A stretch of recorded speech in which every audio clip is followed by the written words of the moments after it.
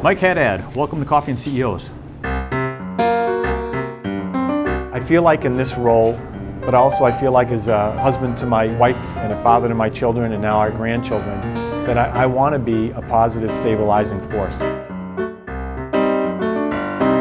You guys have been on an incredible ride over the last number of years, and you've been CEO for how long now? I'm coming into my ninth year. Ninth year, okay. Yep. So you guys are over $5 billion now. In revenue, yeah. You've got over 7,000 people in the company. Yes. Worldwide. Yes. Just going gangbusters. Tell us a little bit about the company and what you do, because you're probably the best kept secret, even though you're all over the world. Schreiber's a B2B company. Yeah. So part of the reason you don't know us is that we sell all of our goods to other companies, but we're actually feeding billions of people around the world. So we're one of the largest dairy companies in the world. Yeah, chances are anybody watching this has used your products. I'd take that bet. I'd take that bet. Yeah. So the companies that we produce for are all the major retailers, food service companies, and many of the great food brands in the world. Mm-hmm. I guarantee you know them. Yep. Okay. Yep. Now, part of the reason that they don't like everybody to know who's making their product is, candidly, they control the specification. Correct. So we're really, in many ways, you can think of us as a contract manufacturer. Now, they don't have the capability of making these products, so we bring all the acumen and the skills and the assets to do it. Yeah. But we're making it to their specification. Sure. Now, here's the more strategic view on this. Transparency, transparency, transparency. People want to know where their food's coming from. Right. So part of the reason why at Schreiber, we've actually undergone an evolution to speak more about ourselves, not in a boastful way, is because when the world discovers us, and they are more and more, we want to shine. We want people to know that we stand for something, that we've contemplated who we are and what business we're in and what we stand for. Mm-hmm. And so when people say, where's that food coming from?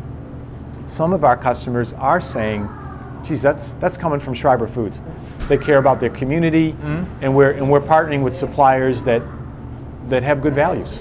And I know the values have been very important to Schreiber over the years, and you obviously have been a good fit with that. I've heard you talk about servant leadership before. Yeah.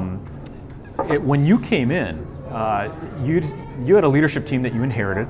Yes. And you had to decide how you were going to lead them. And I know you came up with the term, the willing followers. Yeah, sure. Can you tell us a little bit about that? I just fundamentally believe that to be a leader, and this is not whether you have people directly reporting to you or not, forget that. Exactly. It's just that the leadership is people that are really willing to follow you because they want to, not because they have to. Right. And so then you go, well, how do you create a scenario like that where people actually want to go somewhere with you? Yeah. Okay?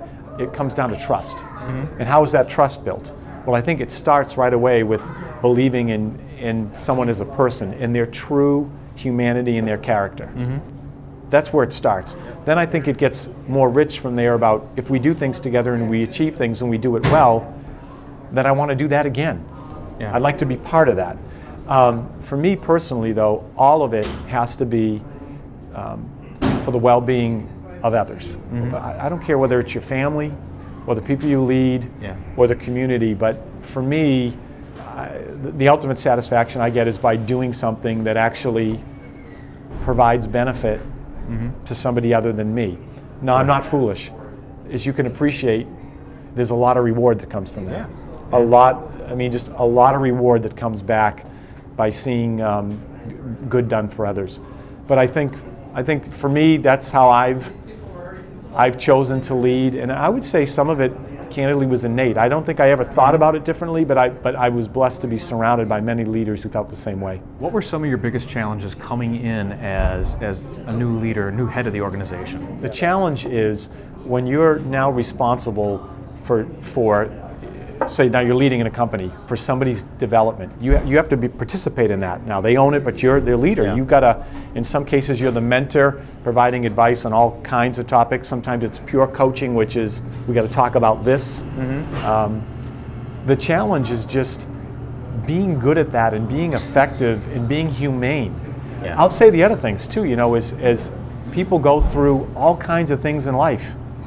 Sure. It's the beautiful stuff, the marriages and the births and the graduations, but it's the divorces and the passing of loved ones. Yes. And you got to find the words. It's not just their activities between 8 and 5. Right? Yeah. You're trying to find the words to express empathy, enthusiasm, But you know what I've always felt like? Just be human. Don't overthink it. You're the leader. Yeah. But you don't have all the answers. Yeah. You don't have to have all the answers. But going back to what was, I think the biggest challenge is always not the technical acumen. Right. Although there's certain things we got to know to do our jobs well.